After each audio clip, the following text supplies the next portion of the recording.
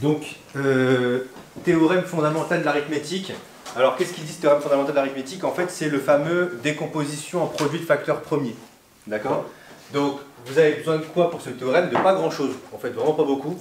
Vous avez juste besoin d'un entier qui soit pas égal à 0 et aussi qui soit pas égal à 1. Il doit être strictement, d'ailleurs au passage 2 aussi, enfin oui c'est ça, supérieur ou égal à 2. D'accord? C'est le seul truc qu'on vous demande. Ok? Donc on va retirer aussi 1. D'accord? Sinon on va avoir des petites difficultés. Et le théorème fondamental de l'arithmétique, il dit quoi? Il dit que tout entier naturel n, oui. Il n'est pas dans l'autre sens le slash? Ouais, ça peut être dans l'autre sens aussi, ouais. Ça t'embête dans ce sens-là? Non, non, allez, si tu veux. Pas, je te demande. C'est peut-être dans l'autre sens, moi j'en sais rien. En tout cas, on comprend que ça veut dire privé de. Ouais, ok. Donc, le produit enfin, la décomposition en produit de facteur premier, c'est quoi? C'est ça. C'est le produit pour un indice que vous appelez par exemple, je sais pas moi, petit i, pour i allant de 1 jusqu'à k, des pi alpha i. Et c'est quoi ces pi et ces alpha i? Pi, c'est les nombres premiers. D'accord? C'est les nombres premiers. Et alpha i, c'est leur puissance. Je vais mettre plutôt l'exposant. D'accord? Donc exposant et nombre premier. Mais ça paraît être une notation compliquée pour un truc que vous savez faire. Par exemple, 15, c'est quoi? En produit facteur premier, c'est 3 fois 5. Donc bien évidemment, le P, ça c'est P1, on va dire. Enfin, c'est même pas P1 en fait, si vous voulez. Ça, on va dire que c'est P2.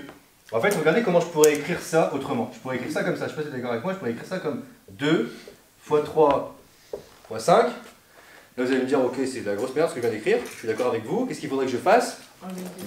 Enlever le 2. Donc comment je vais l'enlever? Mais c'est compliqué le 2. Ben oui, mais du coup, lui, c'est bien le premier nombre premier. C'est bien P1. Je pourrais l'écrire comme ça pour avoir lui pour P1. D'accord? P2, P3. Si par exemple je voudrais le comparer avec un autre nombre qui commence par lui 2. D'accord? Donc là, les alphas sont ici. Donc là, en fait, c'est P1 alpha 1, P2 alpha 2, P3 alpha 3. D'accord? Donc ici, 25, c'est quoi? C'est 5 au carré. Et si par contre j'aimerais comparer 15 et 25 avec leur nombre premier, qu'est-ce que je vais écrire? 2, 3 fois. Bah ouais, 0, 0. C'est ça. 0, 0, 2.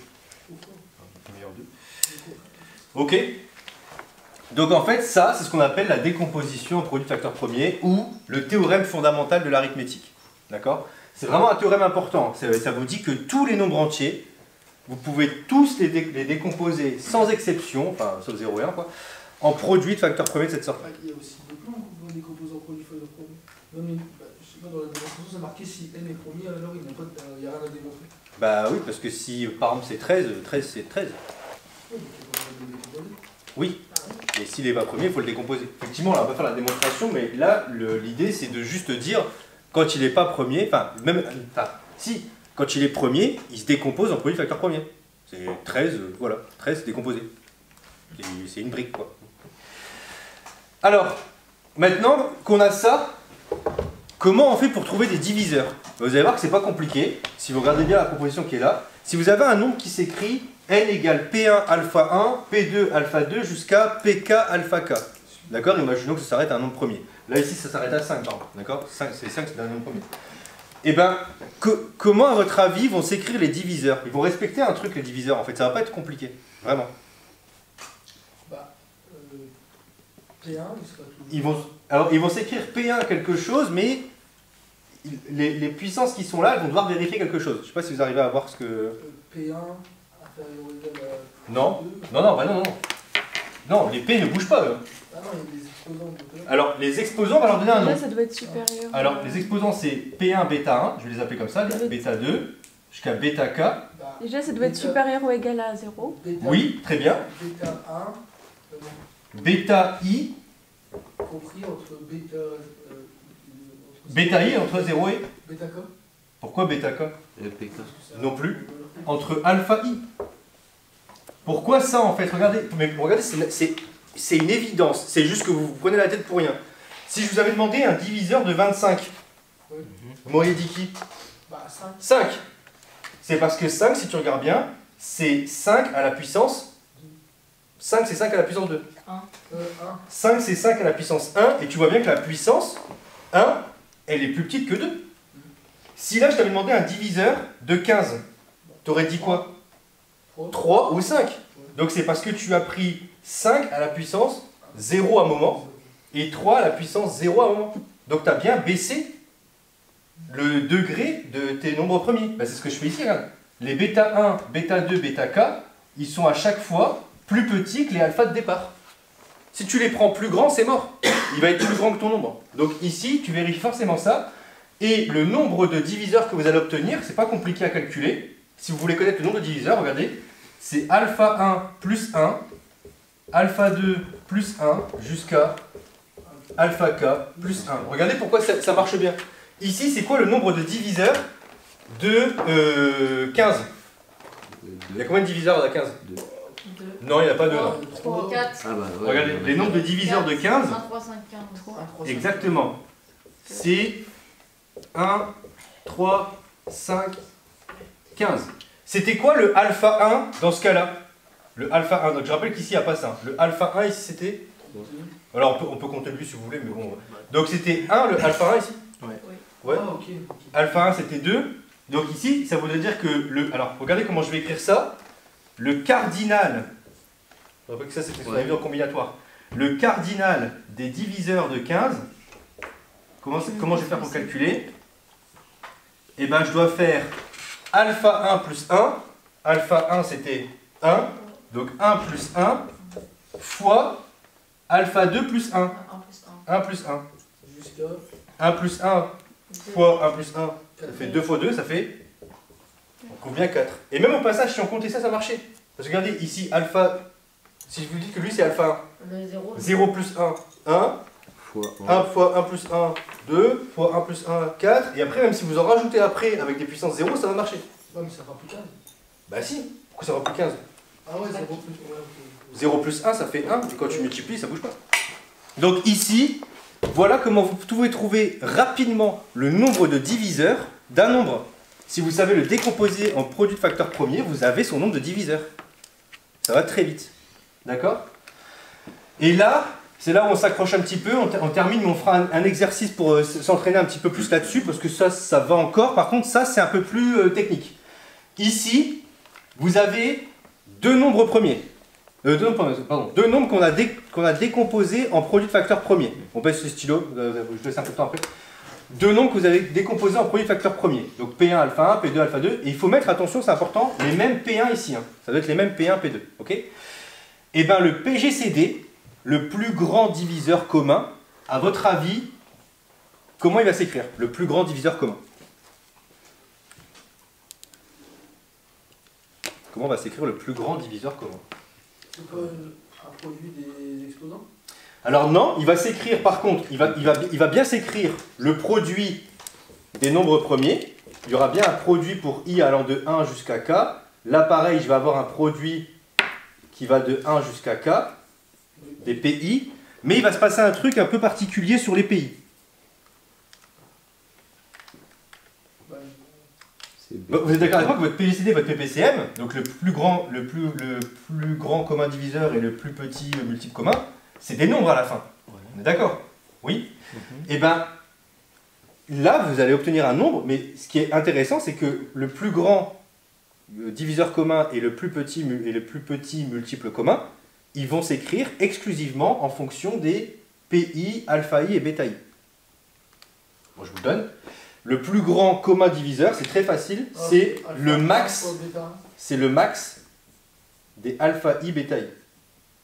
Et là, ça va être le min des alpha I, bêta I. Et c'est trop stylé parce qu'en fait, ça veut dire que si vous voulez trouver un plus grand diviseur commun d'un nombre, enfin de deux nombres, excusez-moi, vous avez juste à trouver leur produit, leur décomposition en produit facteur premier.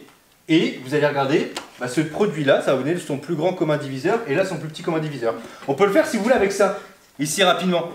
Ici, entre 15 et 25, c'est quoi, vous le voyez très vite, hein, c'est quoi le PGCD 5. de 15 et 25. Là, on le voit très vite, on est d'accord, hein. Ouais. C'est 5. Maintenant, si j'applique la formule qui est là, apparemment, c'est censé être, donc ça, je sais que c'est 5 parce que ça se voit très vite. C'est censé être quoi? C'est censé être le produit de... Alors, je vais l'écrire ici, excusez-moi. Je vais le prendre avec ça et ça. Alors, si ça vous embête pas, je vais démarrer là. D'accord? Oui. Je vais démarrer ici. Donc, je dois faire le PGCD, donc le PI. On se reconcentre, s'il vous plaît. Donc, le PI ici... ah oui, les pays doivent être les mêmes, c'est ça? Ouais, c'est ça. Donc, je vais avoir... J'ai dit une bêtise. Non, c'est ça. Donc, ici, qu'est-ce que je prends? Je prends le... Alors, attendez, je ne vais pas écrire comme ça m'embête un peu comment c'est écrit. Comment on avait écrit 15? 15, on l'avait écrit comme 2 puissance 0 fois 3 puissance 1 fois 3 puissance 1 fois 5 puissance 1. Et 25, on l'a écrit comme 2 puissance 0 fois 3 puissance 0 fois 5 puissance 2. Ok? Regardez la formule qui est là. Vous devez faire le produit. Oui? Il y a écrit, il y a les deux formules, mais elles sont à l'opposé en fait dans le cours. Pour le PGCD, il y avait écrit que c'était le minimum, et pour le PPCM, il y avait écrit que c'était le maximum. Ah oui, pardon, excusez-moi, j'ai inversé. Merci beaucoup. Oui, c'est min et max, pardon. Merci beaucoup, c'est gentil. Oui, Ah bah là, par contre, tu perds du. ça aurait pas marché sinon. Mais regarde justement, du coup, il faut juste... Regarde l'exemple. Ici, tu as tes deux nombres qui sont écrits en produit de facteur premier. Là et là. C'est exactement ce qui est écrit là. Ce que j'ai écrit là, c'est ça. Et là, maintenant, on te dit que pour faire le PGCD, tu dois juste faire le produit des mêmes facteurs. D'accord? Le produit des pays. Mais tu dois prendre à chaque fois le minimum entre alpha i et bêta i. Tu dois prendre le minimum entre ça et ça. D'accord? Donc le minimum entre 0 et 0, c'est 0. Le minimum entre 3 et 0. Non, entre 1 et 0. Entre 1 et 0, pardon. 0. 0. Et le minimum entre 1 et 2, 1 1. Donc il vous reste 5. 5. Et si vous voulez le PPCM, vous faites pareil mais en prenant le max. Donc le PPCM, ça sera 3 fois 25, c'est ça? Ouais. Donc 75, voilà, c'est le PPCM. D'accord?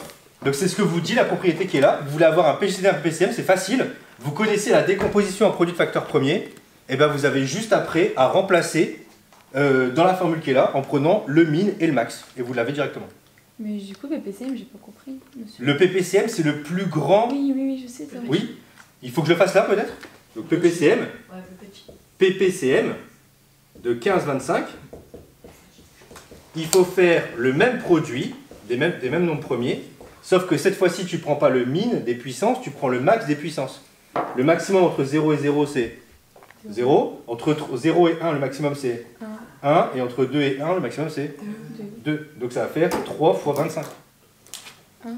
Et donc ça fait 75.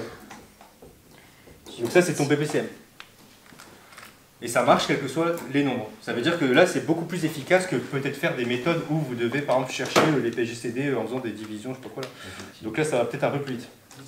Ok. Mais si, avec les barres alors. Avec les barres, On vous faisait, faites, 25, c'est bon, c'est pas divisé par 2, ouais. du coup, c'est divisé Donc par là, c'est un peu 3. plus rapide, quoi. D'accord? Ou en tout cas, c'est une formule qui vous donne un truc assez efficace. Donc ça, c'est un petit peu à avoir en tête pour justement calculer des PGCD, des PPCM, ça va assez vite et c'est efficace. Ok? Cool. Ça, il faut pas nous- Non, toujours parce que je crois que c'est comme